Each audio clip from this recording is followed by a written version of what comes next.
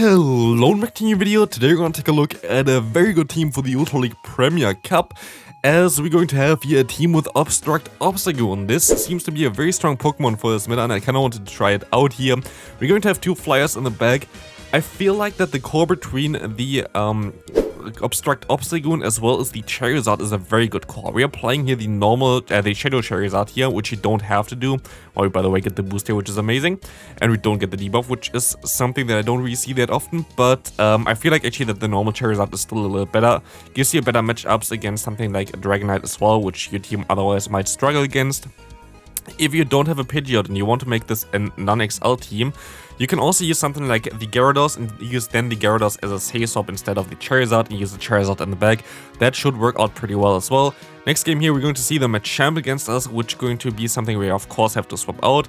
How did it go? My first set here, which I played at night, went 4-1, and I was like, hey, this team is amazing. Then I played a set in the morning where I literally just woke up and I went 1-4, which was mainly because I literally just woke up.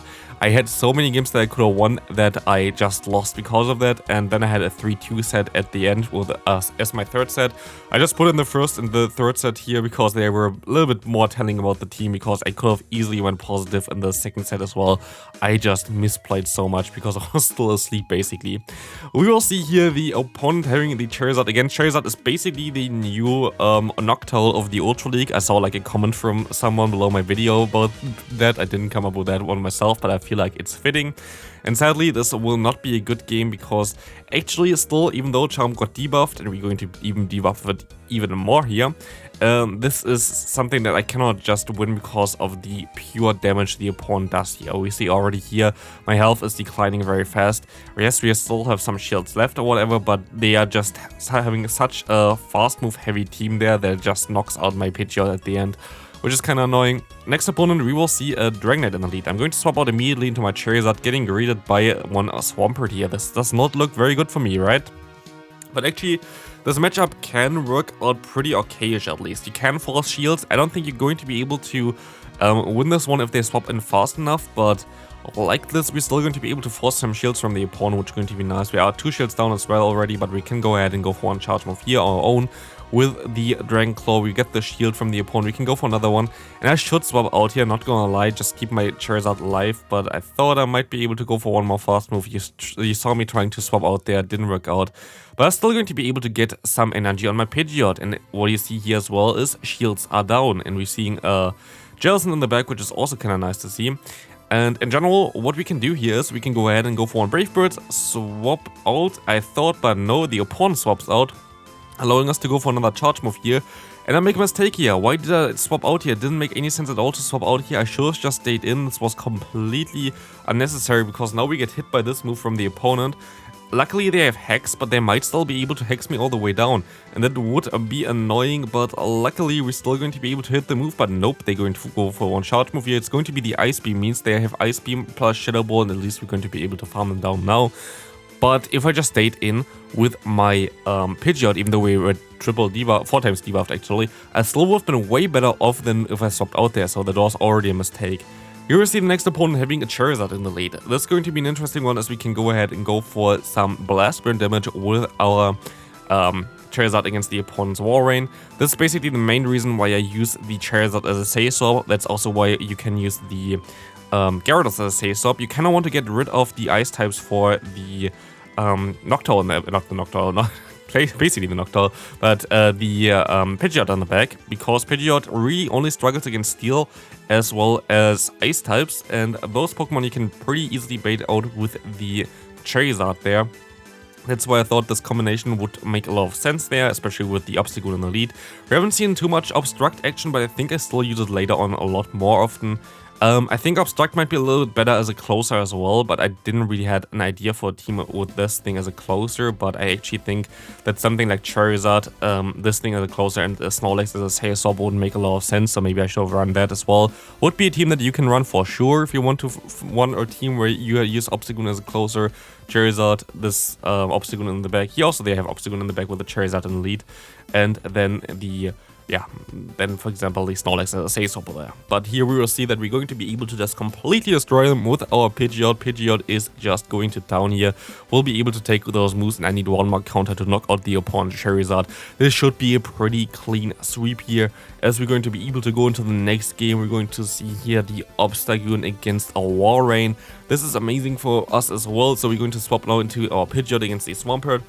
And sometimes I just misplay stuff.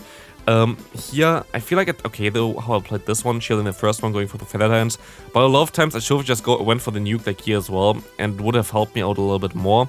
But I think in this scenario, I will be able to take one Hydro Cannon here, and I think I might be even able to take two afterwards, because we're going to have them at -4 now. We should be able to farm them all the way down, as we will see how much damage this Hydro Cannon going to do here. It's going to do, yeah, not enough damage to knock me out. We see the Walrein coming back in here. We're going to go for the debuff, and now we're just boosting. We're going to debuff the opponent. We're going to boost our Obstruct Obstagoon up here with the Obstruct, going to be able to debuff the opponent, doing more damage with counter now, and also buffing our defense, which means the opponent is now at -2, and I'm at +1. Let's see how much the Earthquake does here. Basically nothing. By the way, the lag that you see here, maybe, this was not the recording itself, this was the game itself.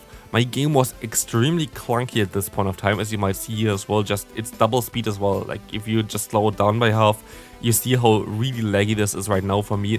And this is not the recording being broken or anything like this. This is just the game being completely broken for me at this point of time.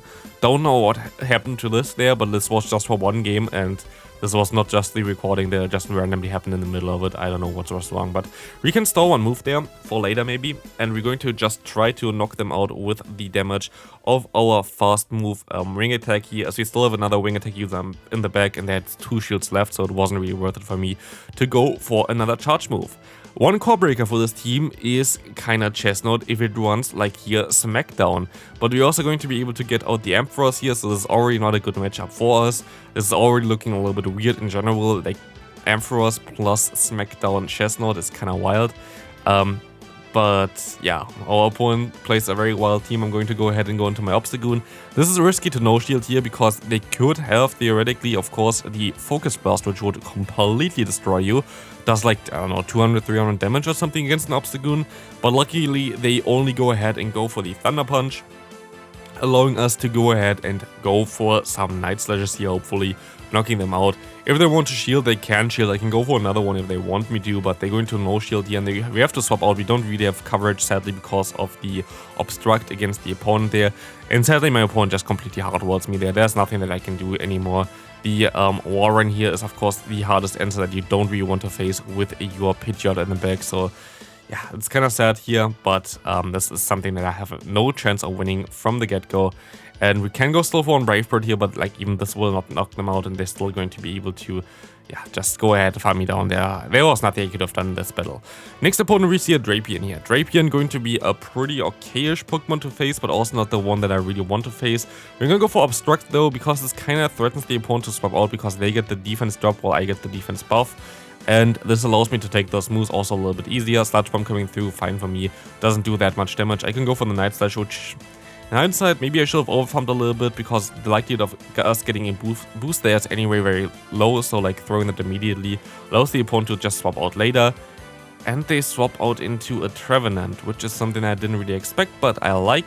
But also, still, actually, Trevenant does a lot of damage with Seed Bomb. I didn't expect that it would do that much here. We're going to be nearly at the half health mark already.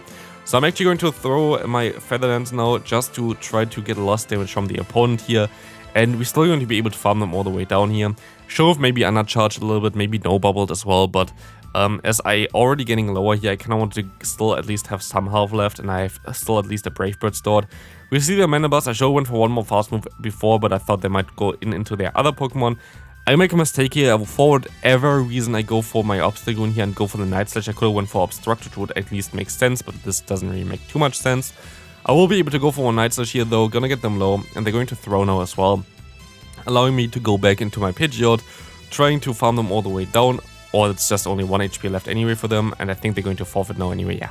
I would have been able to just debuff them, which would have been very, very nice, but they didn't allow me to do that, yeah, sadly, but this game was over for them anyway. We see a Swampert in the lead. This is actually a pretty decent matchup if you can go for Obstruct and they stay in, because you're going to be able to do more damage with your fast and charge moves, but they're going to swap out NiRiain to the Gyarados, where we don't really have a good answer for. This is something that I also can say about this team. I feel like Pidgeot in the back is really cool as a sweeper, but it also doesn't really help you for the team comp as much, because a lot of Pokemon like the Gyarados is something that's a little bit more tricky. You could also try something like Ampharos in the back. You could also try something like, I don't know, some other flyer in the back that does a little bit more against something like this Pokemon here, because actually Gyarados was a pretty common Sasop here recently, and it's a very strong Pokemon to deal with, but we're still going to be able to destroy it here, and we see Kingdra coming in, which is going to be a tough matchup for us, because of course Kingdra has access to the moves that can debuff us, and we have only our Charizard here, and we have to shield this move because there's no lot else I can do here. So it's going to be a tough one, especially as they get the drop and they're going to swap and they're going to swap as well, but there is not a lot that I can do here. The only thing that I would be able to do is like Brave Bird them and try to get the knockout, but the likelihood of them just going to no shield here and then having access to Kingdra with 2 shields against my Charizard, it's just a very good matchup for my opponent here, so I don't think there's anything I can do here anymore. We're just going to take this L and we can move on from it, as this move coming through here going to be the Hydrocan going to knock me out, and yeah, there is not a lot that I can do with my Charizard here. I tried to still go for one charge move here, but of course, like, there is basically nothing I can do. I can still go for another one here, trying to get the shield, the final shield by the opponent, but we're sadly at a move already. I need one more fast move to get to my next one. Then I still had maybe a chance, but like this, there's basically nothing I can do there. Next opponent, we will see Obstagoon against Shiftry. Very good lead for us. Finally a very good lead, and also, yeah, Shiftry doesn't really have anywhere to go anyway, so that's very good for us. We see the opponent going to their own Charizard, allowing us to go for a Night Slash, allowing us to go into our Charizard, and putting them into a situation where they have to shield here in order to still throw a charge move against me, also allowing me to shield up their move as well, I think. Oh no, I'm actually going to no shield. It's going to be the Dragalge. I'm still going to have more health than the opponent, which is nice.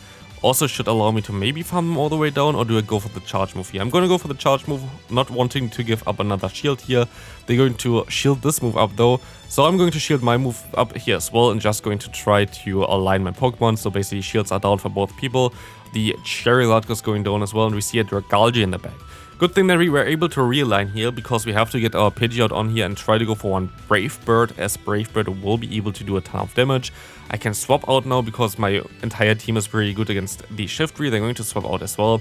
I can go for the Obstruct, trying to get my defense up and their defense down, allowing me to do more damage with the counter, which is my best damaging source here, as we will be able to take those Leaf Blades a little bit easier now. We still can take one more, and they're going to definitely get to one more, so I'm going to go for one Night Slash, trying to farm them down afterwards, but this is going to be a little bit of an interesting one, as this one going to do quite some nice damage, but my opponent tries to go now for one more charge move as well, which is going to be, I think, the Awkward Tail. And they're going to undercharge it, I think. I don't think it did, like, literally 0 damage there, but we're going to be able to farm them down anyway. That's going to be it for this game. Coming up now, I think that might be even the final game. Depends. Maybe there's one more. We see the opponent having a Dragonite coming in against us. Here, I really wish I would have had the normal Charizard, because against Shadow Dragonite, they can just farm you down there. Like, there's nothing that you can do about it. They can just farm you all the way down. And I will be able to get 2 shields from the opponent, but they will be able to realign here. And this, I don't think, would have happened if you had a normal Charizard. So I think normal Charizard might be a little bit better in general. But we have to take the moves here basically with our Pidgeot as well. There's not a lot that I can do here either. Dragalge coming through does a lot of damage, and we see the Stunfisk coming back in, allowing us to at least debuff them here, which is nice because this debuff will allow me to go ahead and go into my Obstagoon. We have some energy stored, and we go for the Obstruct again. It's an Obstruct showcase today, so we're going to go for Obstruct here, trying to basically minimize the damage we take and maximize the damage we can deal. And look how little this Earthquake did there. Double debuff plus 1-time stats, like, boost here on my side, and we're going to do a double boost here now on our side, allowing us to take the next Earthquake even easier. Let's see how much damage this is going to do here. Basically nothing, and as we're going to see even a Jellicent in the back, and it's not called Booster Goon for nothing, as we're going to be able to get another boost here as well. It's going to be most likely just a Bubble Beam, but this is looking very promising, as we can go ahead and go for another Night Slash here, trying to go ahead and knock them out, but it's still not enough because they debuffed us before. Fine, we can take this move here and we can overfarm as well, which should allow us to knock out the opponent soon, but we're actually going to get rid of the boost, which I don't know really why I did this. I didn't really need to, but we will be able to just go ahead. Actually, we didn't have boost anymore anyway after the double Bubble Beam, so it doesn't really matter. We can still go for one with Feather Dance here against the opponent's Pokemon. I will be able to take this move and just go ahead and farm them down with my Obstagoon, and this should be enough to hopefully win this game, but it's going to be close. We're still going to have 3 Pokemon to knock out. We're going to go ahead and go for the Obstruct. Is it actually still going to be possible? We're going to be able to go for one more, and we're going to get to the next move, and we win this game here. So yeah, this team works out really well. If you have Obstruct Obstagoon, definitely something that you can use. You don't need Obstruct though. You can also use just the cross-chop version. It's also fine. But yeah, if you enjoyed this video, please leave a like. See you in the next one. Bye.